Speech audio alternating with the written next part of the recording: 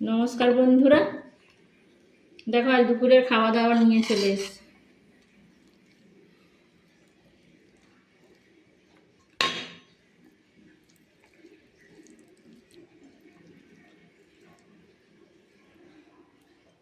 আমারে ভাত রাখ,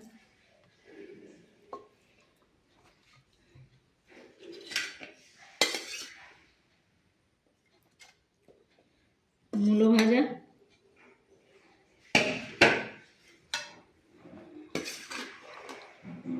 চিংড়ি মাছ মাখা,